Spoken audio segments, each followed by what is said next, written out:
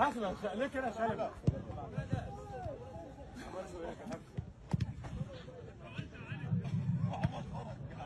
انت عيل بيضان. والله في حاجات عندي ساحت على بعض، لا تعليق. طاهر محمد طاهر خطيرة خطيرة خطيرة خطيرة، ويرجعها طاهر وامام عاشور وعرضية وجراديشار وهوبا. الحديد مش جدع، الحديد مش جدع، الحديد مش جدع يا جدعان. طلعها ازاي؟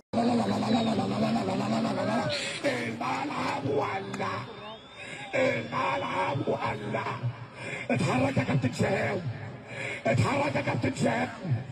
فريقك في خطر، فريقك في خطر. عالرايق يا عم زيزو، عالرايق عشان اغصاننا تتضايق.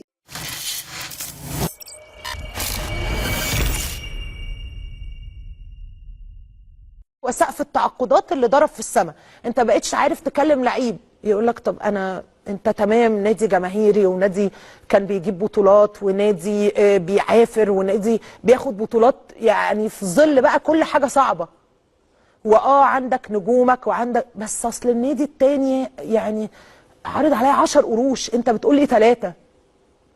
حتى لو ده في لعيبه وصلت انه يا ابني انت هتقعد بره السكور، يا ابني هيطلعك اعاره، يا ابني ده انت مش هتلعب هناك، يا ابني يقول لك ماشي بس ما انا هاخد فلوس، يعني بس هاخد فلوس كتير اللي هي اصلا ازيد بكتير من قيمتي التسويقيه كلاعب.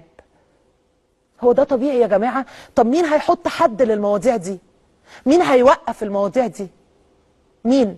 الموضوع بقى صعب، صعب جدا جدا جدا، صعب جدا. تخيل لما يبقى صعب على نادي الزمالك. انا مش هرد عليكي، انا هخلي رئيس ناديكي بنفسه حسين لبيب هو اللي يرد عليكي. العقود بتاعت لعيبه نادي الزمالك بعقود لعيب النادي الاهلي مثلا، اللي هو نادي زي نادي الزمالك في الكوره، مبالغ فيها عن النادي الاهلي بكتير. لعيبه الزمالك عقودهم اكتر من عقود لعيبه نادي الاهلي بكتير في جميع اللعبات. وانا يعني واثق، عشان كده ما بدفعش، واثق في كلامي 200% مش 100%، انكلودing حتى كرة اليد.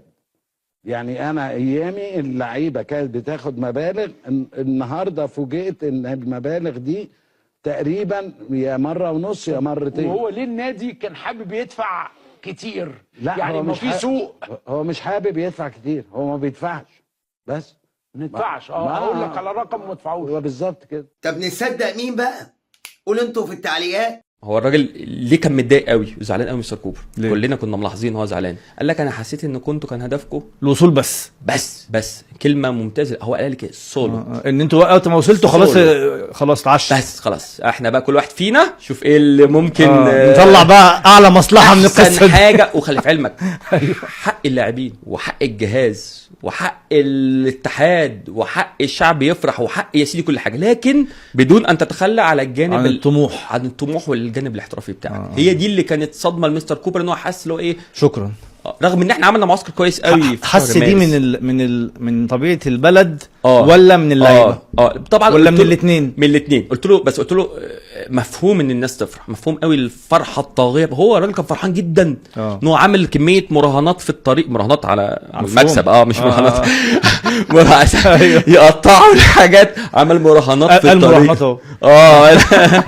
ها وايه تاني؟ فعمل كميه مراهنات على تفاصيل كتير جدا وقدر انه ينجح فيها. وده تحدي للمدرب ان هو يقول قدرت انا عملت الطريقه دي والخطه دي ونجحت ان انا اوصل بيها، عكس الاجيال اللي قبل، رغم عكس الاجيال الاخرى اللي كانوا بيقولوا لنا اللعيبه. كان بنخش المؤتمر الصحفي كان بتقول لنا كده انت مش هتوصل، احنا كان بيتم نقدنا، قال لك انت باللعيبه اللي بتختارها مش. ودخل في علمك انا فاهم الجمهور بيبص على لقطه معينه عايز يشوفها، يشوف ايمن حفني مثلا بيلف بالكوره ويعمل الثرو باس، انا عايز ده، لازم من ده. طب ما هو ايمن حفني بيديك دي بس ما بيديكش حاجات تانية كتير. الله ينور عليك. في المقابل السعر اللي الفريق هيدفعه ايه؟ ميسي نفسه بقى جلاله قدره، ما هو كان سعره غالي. خلي في علمك في كاس العالم الاخير خدوا كاس العالم بس الكوره مش مع منتخب الارجنتين، المنتخب الارجنتين بيلعب 10 مستباح.